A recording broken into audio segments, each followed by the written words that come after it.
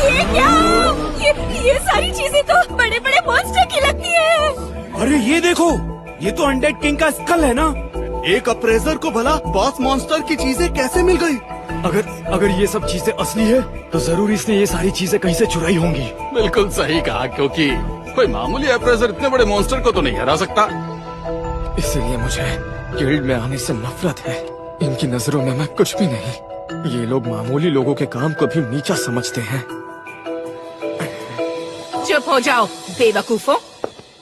किसी इंसान को उसके काम को लेकर कम समझना बेवकूफी है। ये तो वही है ना, रॉयल कैपिटल की एडवेंचरर गिल्ड मास्टर मीगन। ओह नौजवान, तुम्हारी आंखों में एक अजीब सी चमक है। क्या इसने मेरी प्रोस्थेटिक आई देख ली है? आखिर ये है कौन?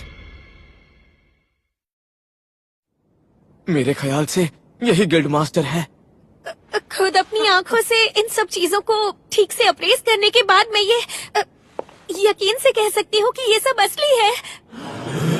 तो अब तुम सब लोग समझ गए ना, ये एक बहादुर योद्धा है जो अपनी ताकत से बड़े बड़े मॉन्स्टर्स को हरा सकता है, और मैं जैस्पर इसकी गारंटी लेता हूँ।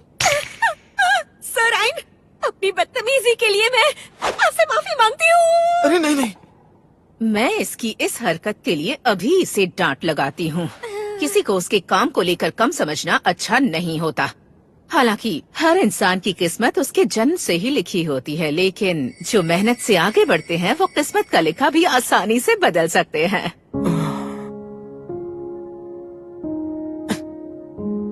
क्या हुआ? कुछ नहीं। मुझे अभी अभी एहसास हुआ कि गिल्ड में कुछ ऐसे लोग भी हैं जो आपकी तरह सोचते हैं। इस बात से मुझे बहुत खुशी हुई। अच्छा है, तुम्हारा नाम आइन है ना? मुझे ऐसे स्ट्रॉन्ग लोग पसंद हैं। तुम जैसे लोगों को अपनी गिल्ड में रखना मुझे अच्छा लगेगा।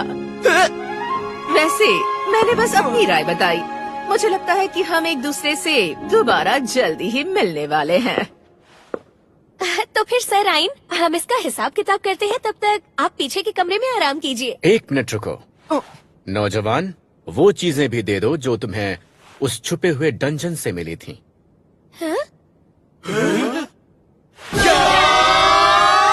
ये तो कमाल है, इसने तो हिडन डंजन को भी पार कर दिया। आखिर तुम हो कौन भाई? आप सब लोग बस 1 मिनट रुक जाइए, मुझे थोड़ा ब्रेक चाहिए।